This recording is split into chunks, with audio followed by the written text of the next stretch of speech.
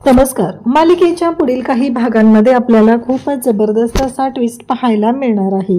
म्हणजे अर्जुनला आता सायलीबद्दलच्या लहानपणीच्या काही गोष्टी समजलेल्या आहेत. कुसुमने काही गोष्टी सांगितलेल्या आहेत. त्याचबरोबर मधुभाऊंनी आणि अद्वैतने त्याच्याजवळ काही सत्य सांगण्याचा प्रयत्न केलेला होता. या सगळ्या गोष्टींची सांगड घालत अर्जुन जेव्हा सायलीला काही तिच्या आठवणी म्हणजे त्याच्या आणि तन्वीच्या ज्या लहानपणीच्या गोष्टी आहेत त्या बोलणार आहे, तेव्हा मात्र अर्जुनच्या समोर जे सत्य येणार आहे ते मात्र खूपच जबरदस्त असं असणार आहे. अर्जुनला समजणार आहे की सायली हीच तन्वी आहे. अर्जुन सायलीला तिच्या पायावर असलेल्या तुळशीपत्राबद्दल सुद्धा बोलणार आहे आणि हे सगळं कशा पद्धतीनं होणार आहे ते आपल्याला आजच्या या व्हिडिओमध्ये पाहायला मिळणार आहे. त्यासाठी प्रेक्षकांनो हा व्हिडिओ शेवटपर्यंत पहा. त्याचबरोबर चॅनलवरती नवीन असाल तर चॅनलला सबस्क्राईब करा, व्हिडिओला लाईक करा. तर इकडे अर्जुन हा सायलीला घेऊन बाहेर फिरायला आलेला असतो. तिथे आल्यानंतर अर्जुन सायलीला विचारत असतो. सायलीला म्हणतो की सायली, मला ना तुमच्या लहानपणीचं सांगा ना, कसं होतं सगळं? तुम्हाला म्हणजे मी आणि तन्वी लहान असताना ना अशीच एकत्र भेळ खायचो, आम्ही ना फिरायला जायचो, मग एकत्र दोघंजण खूप खेळायचो. त्याचबरोबर आम्ही दोघंजण ना जेव्हा एकत्र असायचो ना खूप धमाल मस्ती करायचो, अभ्याससुद्धा आम्ही एकत्र करायचो. कारण अर्जुनला लहानपणीच्या गोष्टी आठवत असतात, कारण तो बऱ्यापैकी मोठा होता सायलीपेक्षा आणि त्यामुळे त्याला त्या गोष्टी आठवत असतात. तो सगळं सांगत असतो, जे तन्वीबरोबर त्याने वेळ घालवलेला होता ते सगळं सांगत असतो. कारण नेमकं समोर एक मुलगा आणि छोटी मुलगी ते खेळत असतात आणि त्याचबरोबर ते भेळही खात असतात. हे सगळं तिथं घडत असतं. म्हणून तर अर्जुन हे सगळं सायलीबरोबर बोलत असतो, तिच्याबरोबर शेअर करत असतो, तिला या सगळ्या गोष्टी सांगत असतो. आणि तेव्हा मात्र सायली जोरात किंचाळते आणि आई म्हणून ओरडलेली आहे. म्हणजेच अर्जुनला आता क्लिक झालेला आहे की सायली हीच तन्वी आहे. त्यानंतर अर्जुन हा सायलीसोबत तुळशीपत्राबद्दल बोलायला सुरुवात करणार आहे. तर इकडे आता महिपत हा जेलमध्ये आलेला आहे. जेलमध्ये साक्षीसाठी त्याने डब्बा आणलेला आहे आणि साक्षीला तो डब्बा देण्यासाठी आलेला असतो. तेव्हा मात्र प्रिया तिथं असते. महिपतला खूप राग आलेला असतो, कारण एकतर ज्या गोष्टी घडलेल्या आहेत त्या मात्र खूपच भयानक पद्धतीने घडलेल्या असतात. महिपतला खूप राग आलेला असतो, खूप वाईट वाटत असतं आणि त्याचबरोबर महिपत आता तिथे आलेला असतो. साक्षीच्या बाबतीत जे घडत आहे हे सगळं महिपतला खूपच धक्कादायक वाटत असतं. महिपतला वाटत असतं की साधा एक खून तिच्याकडून झालाय तर माझी मुलगी जेलमध्ये सडतीये आणि नागराजने एवढा मोठा राडा करून ठेवलाय, असं कुठंतरी महिपतच्या मनात येत असतं. त्याचबरोबर इकडे महिपत आहे तो आता आलेला असतो आणि तो प्रियाच्या जवळ येतो आणि प्रियाला म्हणत असतो की एक गोष्ट लक्षात ठेवायची, तुझ्यामुळं आज माझी मुलगी ह्या अवस्थेत आहे, तुझ्यामुळे हे सगळं झालेलं आहे. आता जर माझ्या मुलीला इथून बाहेर तर मी काढणारच आहे आणि तुलाही बाहेर काढणार आहे. ही लिस्ट बघ. त्या लिस्टवरती नावं लिहिलेली होती, त्यामध्ये सरंजामेचं नाव होतं, मधुभाऊचं नाव होतं. ही सगळी नावं जी आहेत ती महिपत तिला दाखवत असतो आणि तिला म्हणत असतो की हे बघ, ही जी नावं आहेत ना ह्याच्यावरून तुझ्या लक्षात आलेलंच असणार आहे की काय होऊ शकतं. कारण या सगळ्यामधून मी तुझी कशी वाट लावू शकतो ही गोष्ट मात्र तुझ्या चांगलीच लक्षात येत असेल. अशा पद्धतीने महिपत तिला बोलत असतो. आता पुढचा नंबर कोणाचा आहे ते बघ, असं महिपत तिला सांगत असतो. म्हणजे मधुभाऊंचा नंबर लागलेला आहे, आता पुढचा नंबर तुझा आहे असं महिपतचं म्हणणं आहे. तुला मी इथून बाहेर काढणार, मी माझ्या लेखीला पण इथून सोडणार आहे. कारण एक चांगला वकील महिपतला मिळालेला आहे आणि त्या वकिलाला त्याने 1 कोटी रुपये दिलेले आहेत आणि हा ॲडव्हान्स आहे म्हणून सांगितले. जेव्हा साक्षी जेलमधून बाहेर येईल तेव्हा 2 कोटी रुपये देण्याचं कबूल केलेलं आहे. आणि तेव्हा मात्र इकडे पाहायला मिळतं ते म्हणजे प्रिया मात्र खूप घाबरलेली असते. तिने स्वतःचाच गळा स्वतःच ही करून घेते. प्रियाला भीती वाटत असते, कारण एकीकडे तिने अश्विनला सांगत असते की मला इथून बाहेर काढ, पण आता प्रियाने ठरवलेलं असतं की अश्विन भेटायला आला की त्याच्याशी बोलून घ्यायचं, त्याला सांगायचं की नाही अश्विन, मला इथून बाहेर नको काढू, असं प्रिया विचार करू लागते. त्याचबरोबर इकडे सायली, प्रताप, अर्जुन सगळेजण आता बोलत असतात. तेव्हा अस्मिता, प्रताप आणि अर्जुन हे बोलत असतात. तर तिथे त्यांचं बोलणं झालेलं असतं. तेव्हा अस्मिता म्हणते की मला कळतच नाही की मम्माला कसं समजवायचं आपण, कारण सगळ्यांनी सायलीला माफ केलेलं आहे. मान्य तिनं खोटं बोललेली होती, पण आता तुमच्या दोघांचं जे एकमेकांवरती प्रेम आहे, जे काही सगळं चाललेलं आहे ते खूप छान पद्धतीनं आहे, तर मग आता काय ॲक्सेप्ट केलं जात नाही. आणि त्याचबरोबर इकडे ह्या सर्व ह्या सर्व गोष्टी जेव्हा घडत असतात तेव्हा मात्र अर्जुन त्याचबरोबर प्रताप तिथं आहेत आणि ते दोघंही बोलत असतात. ते म्हणत असतात की नाही, आपल्याला काहीतरी करावं लागणार आहे, तरच या गोष्टी सॉल्व्ह होणार आहेत. तेव्हा अर्जुन म्हणतो की माझ्या डोक्यात एक आयडिया आहे. तेव्हा प्रताप म्हणतो काय करायचं. तेव्हा अस्मिता म्हणत असते की डॅडनी सगळ्या पद्धतीने अर्जुन मम्माला समजवलेलं आहे, पण मम्मा ऐकायलाच तयार नाहीये. तेव्हा मात्र अर्जुन म्हणतो की माझ्या डोक्यात एक आयडिया आहे. आणि त्याचबरोबर हे सगळं जेव्हा घडत आहे तेव्हा मात्र आपण मम्माच्या समोर तुम्ही दोघांनी ना सायलीला टॉर्चर करायचं. आणि त्याचबरोबर अर्जुनचं हे सगळं प्लॅनिंग चाललेलं असतं आणि अर्जुन मात्र इकडे बोलत असतो. अर्जुन म्हणत असतो की नाही, आता आपण मम्माशी जर त्या पद्धतीने वागलो तरच मम्मा ही सायलीशी नीट वागणार आहे. म्हणजे मम्माला हे माहिती आहे, मम्माला या गोष्टींचा त्रास होतो. जर सायलीला तिच्यासमोर कोणी काही वाईट बोललं तर मम्माला हे सहन होत नाही. त्यामुळं आपल्याला हे सगळं करावं लागणार आहे. आणि तेव्हा अर्जुन म्हणतो की आता ते तुम्ही करायचं आहे, मम्माच्या समोर सायलीला टॉर्चर करायचं आहे. पण नेमकं सायली तिथंच येते. आता सायली तिथं आलेली असते तेव्हा सायली विचारते काय चाललंय, तुम्ही सगळ्यांनी एकत्र हात वगैरे मिळवलेत, हे सगळं काय चाललंय तुमचं, असा प्रश्न सायली विचारू लागते. तेव्हा मात्र इकडे अर्जुन, सायली, त्याचबरोबर अस्मिता, प्रताप सगळेजण सायलीकडे पाहू लागतात. आता सायलीला काय उत्तर द्यायचं. आणि त्याचबरोबर हे सगळं जेव्हा घडत असतं की हे सगळं जेव्हा चालू आहे तेव्हा मात्र सायलीलाही प्रश्न पडलेला असतो.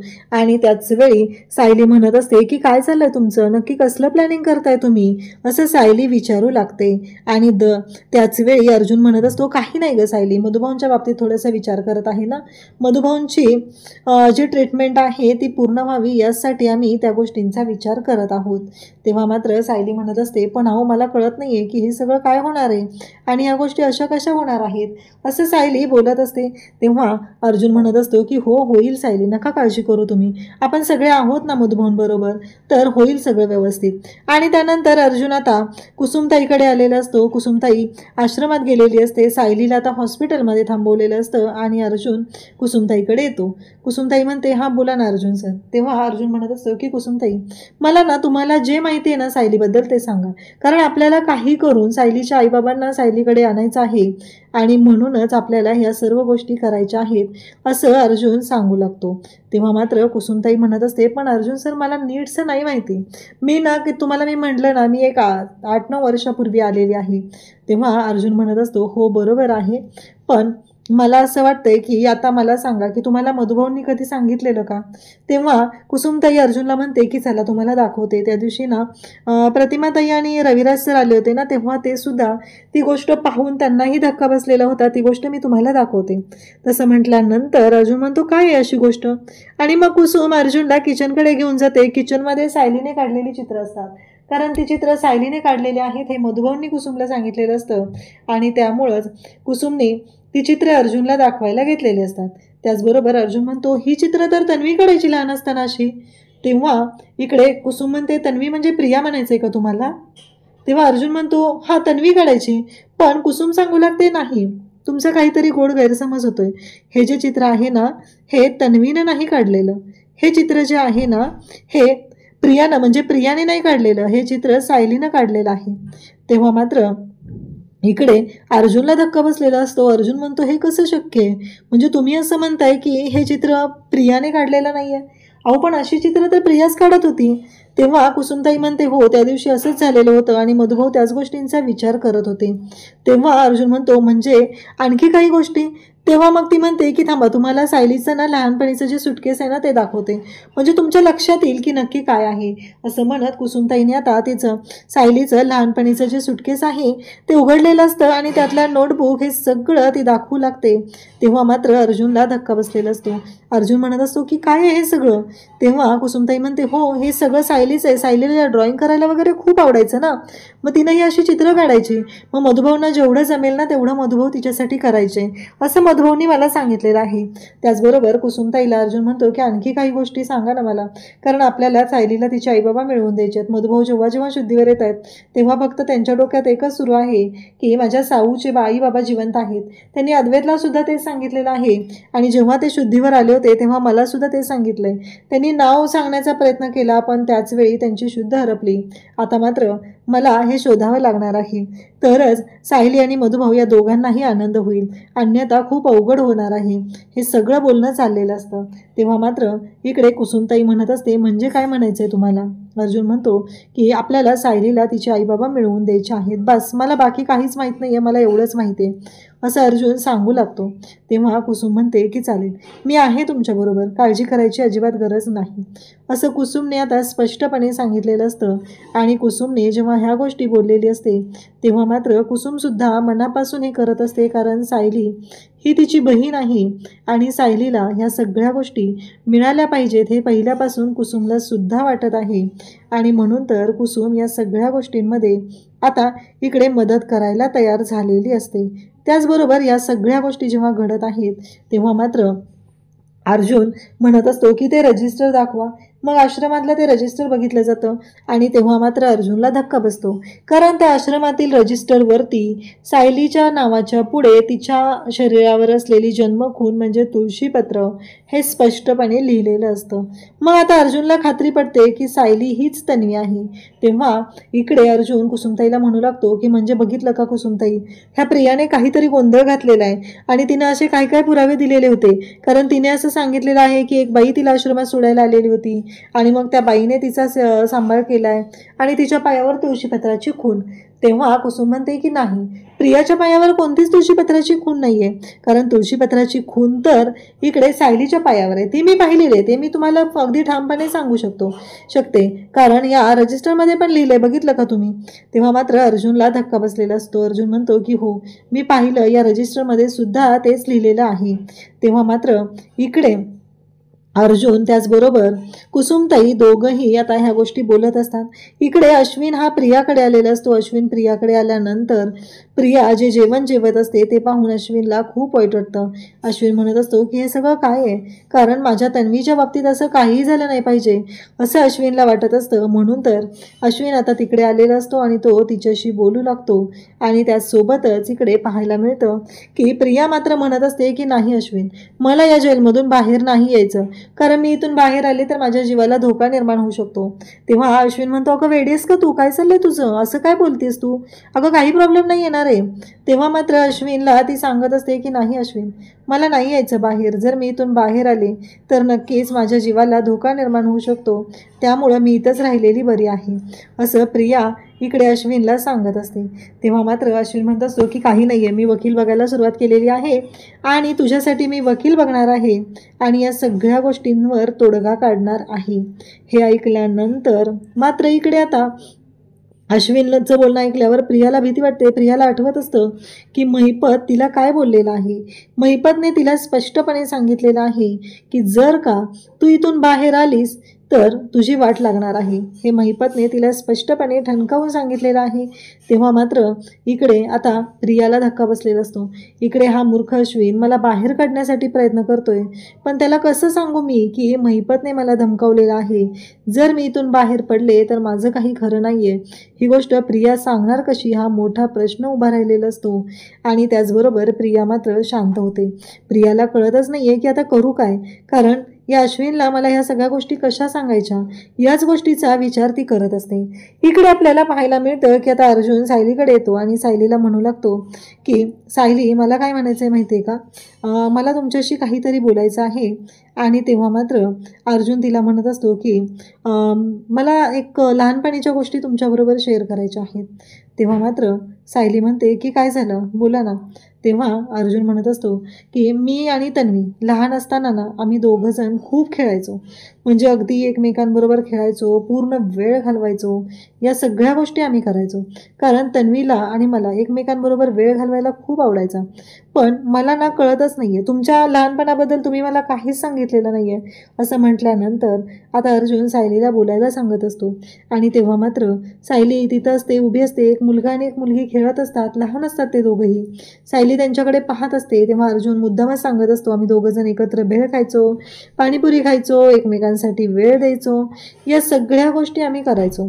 परंतु इकडे आता अर्जुन जेव्हा हे सगळं बोलत असतो तेव्हा मात्र इकडे पाहायला मिळतं ते म्हणजे सायली उठून उभी राहते. अर्जुन तिला सगळं सांगत असतो, नक्की काय काय घडत होतं हे सगळं अर्जुन तिला सांगत असतो. आणि त्यासोबतच अर्जुन जेव्हा हे सगळं सांगतो तेव्हा सायलीला तिचा भूतकाळ आठवू लागतो. तिने अर्जुनसोबत घालवलेला वेळ तिला आठवत असतो. आणि तेव्हा मात्र इकडे अर्जुनलाही धक्का बसलेला असतो आणि सायली एकटक त्या मुलांकडे पाहू लागते. तिला काहीतरी आठवत असतं, तिच्या डोळ्यासमोर त्या गोष्टी येत असतात, परंतु इकडे तिला कळत नसतं की ते काय आहे, ती व्यक्ती कोण होती. कारण त्या व्यक्तीने, त्या मुलाने तिचा हात हातात घेतलेला, ते दोघं जण एकत्र खेळायचे, कारंजाच्या भोवताली खेळायचे, ते झाड होतं त्या झाडाच्या भोवती खेळायचे, हे सगळं तिला आठवत आहे. परंतु इकडे सायलीच्या तोंडून मात्र शब्दच निघत नाही आहेत. सायलीला कळतच नाही आहे की आता करू काय, बोलू कसं मी, हे सगळं सायली विचार करायला लागलेली आहे. आणि तेव्हा मात्र इकडे अर्जुन तिला समजवण्याचा प्रयत्न करत असतो, पण अर्जुनला मात्र कळतच नाही आहे की तिला समजवू कसं. सायलीला आठवत असतं, आई बघ ना, मी बघ ना काय केलं, आई बघ ना, असे शब्द तिच्या कानावर पडत असतात. आणि सायली मात्र इकडे अर्जुनकडे पाहतही नाही, फक्त तिला एवढंच माहिती आहे की आई हे बघ, आई बघ, मी चित्र काढलंय, आई चित्र काढलंय मी, एवढंच सायली ओरडत आहे. आणि तेव्हा मात्र आता सायलीचं हे ओरडणं ऐकून मात्र अर्जुनला सुद्धा धक्का बसलेला असतो. आणि त्याचबरोबर अर्जुनसुद्धा हे सगळं पाहत असतो. आणि त्याचवेळी अर्जुन विचार करत असतो की हे सगळं काय आहे, मग सायलीच्या बाबतीत हे सगळं काय घडतंय, हा प्रश्न अर्जुनलाही पडलेला असतो. आणि सायली जोरात किंचाळते आई. आणि तेव्हा अर्जुन तिच्याकडे येतो, तिला जवळ घेतो, तिला सावरतो.